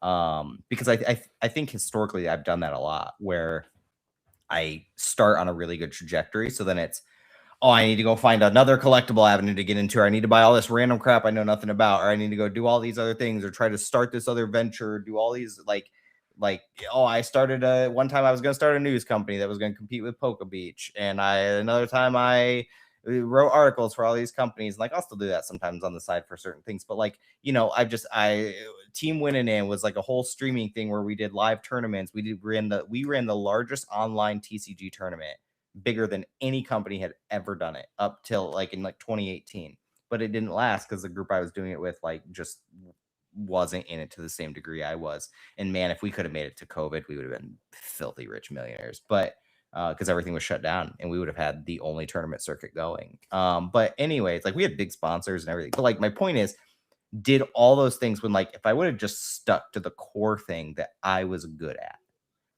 I would have been significantly better off. And so now I've kind of hit that same phase where like there's a ton of opportunities. I've had people want to start businesses with me. I've thought about starting businesses, thought about buying other businesses, and I should just keep doing what I'm good at and just do it bigger and better each time instead of trying to do all these other things that distract me from just the thing that I'm good at. And so I think that's my goal for this year is just stay focused and keep doing what I'm doing. I need to do that too, but I think first step is sell all the junk from the previous Sure. undisciplined. But I'm also good. I think you're good at recognizing trends in other collectibles too. So I wouldn't completely shy away from that. Yeah, and I you know? kind of consider that part of it. I'm talking more of like not like necessarily other collectible avenues or like seeing like, you know, like I had bought Harry Potter books before like that became the main thing. I bought, you know, we both bought manga very early before like obviously now that's becoming the big thing. But like I consider that part of what I do. I'm talking about like a lot of these other like side quest ventures of like things that are just completely unrelated to like that. Digimon and Union Arena. Yeah, like I would count Yu-Gi-Oh. Digimon into that, where like Digimon wasn't really like a spec. It was like oh, the store can carry this product too, and it's like why? Like this, you don't do this. Yeah. You don't do this thing. And a lot of the stuff that I still have lingering around, that's like stuff I have to like put effort in to move, are those things that have lasted through random Yu-Gi-Oh packs that I have from when the 25th anniversary came out and I broke a bunch of boxes down, and then it's like you don't do Yu-Gi-Oh, so I put no priority into it, and so now they just sat there and now I'm liquidating them, right?